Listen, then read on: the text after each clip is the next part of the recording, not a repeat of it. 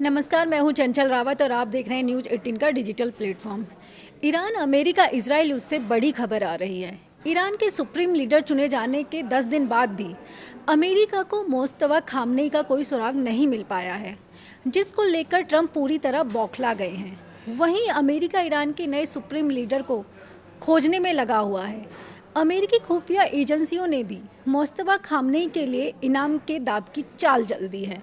वहीं अमेरिका के राष्ट्रपति डोनाल्ड ट्रंप ने भी मोस्तफा को लेकर कई अफवाहें भी उड़ा दी हैं। हो सकता है कि मोस्तफा खामनेई की मौत हो गई हो। हालांकि ईरान ने इस दावे को पूरी तरह खारिज कर दिया है। ईरान के विदेश मंत्री अब्बास अरागची का कहना है कि मोस्तफा खामनेई पूरी तरह स्वस्थ हैं और देश और जंग के जुड़े बड़े फैसले ले रहे हैं। आपको बता दें कि मोस्तफा खामनेई को 6 मार्च को ईरान का नया सुप्रीम लीडर चुना गया था। हालांकि 8 मार्च को इसकी जानकारी लोगों को दी गई थी। ईरान की गार्जियन काउंसिलिंग ने उन्हें इस पद पर चुना था, लेकिन सुप्रीम लीडर बनने के बाद से मोस्तफा खामनेई अब तक कहीं भी सार्वजनिक रूप से नजर नहीं आए हैं। इसी बीच इजराइल की सेना ने भी मोस्तफा को लेकर बड़ा दावा किया है।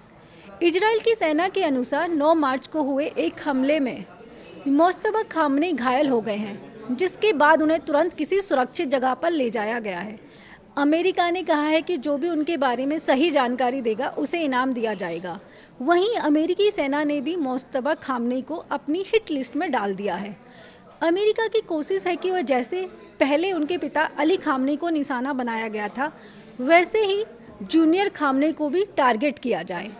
अब सवाल यह है कि आखिर जूनियर खामनेई का पता क्यों नहीं चल पा रहा है। इसके पीछे 2 बड़े कारण बताए जा रहे हैं।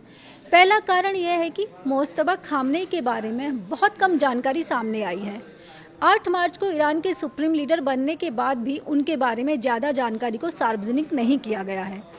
उनके साथ कौन लोग रहते हैं और वो कहाँ हैं और क्या कर रहे हैं, इसकी जानकारी अभी भी अमेरिकी खुफिया एजेंसियों के पास नहीं है। इसी वजह से अमेरिका की एजेंसियाँ उन्हें दिन रात ढूंढने में लगी हैं और उनके बारे में जानकारी देने वालों के लिए इनाम भी घोषित किया गया है। इसके उलट अगर अली खामनेई की बात करें तो उनके बारे में पहले से ही काफ़ी जानकारी सार्वजनिक थी। यह भी कहा जाता है कि हमले के बाद भी वह बंकर में नहीं गए थे, इसीलिए अली खामनेई पर आसानी से अमेरिका और इजराइल ने हमला किया था। वहीं दूसरा दावा कुवैत के एक अखबार की रिपोर्ट में किया गया है। कुवैती अखबार अल जरीदा के अनुसार ईरान के सुप्रीम लीडर को गंभीर चोटें लगी हैं, जिसके बाद उनके पैर और टांग की सर्जरी के लिए खुद पुतिन ने उनको मॉस्को आने को कहा था। मॉस्को में उन्हें पुतिन के घर के पास के ही एक निजी अस्पताल में रखा गया है। रिपोर्ट्स में कहा गया है कि उन्हें रूस के एक सैन्य विमान से मॉस्को पहुंचाया गया, जहां उनका इलाज चल रहा है। फिलहाल खामनेई कहाँ है, इसको लेकर अभी तक सस्पेंस बना हुआ है। अमेरिका, इजराइल और दुनिया की कई खुफिया एजेंसियां उनकी तलाश में जुटी हैं, जबकि ईरान का कहना है कि खामनेई पूरी तरह सुरक्षित हैं और ईरान के ही अंदर हैं। अब देखना ये होगा कि आने वाले दिनों में मोस्तफा खामनेई के बारे में क्या जानकारी सामने आती है। फिलहाल इस खबर में इतना ही। ऐसी ही बड़ी खबर और अहम खबरों के लिए देखते रहिए न्यूज़ 18 राजस्थान। धन्यवाद।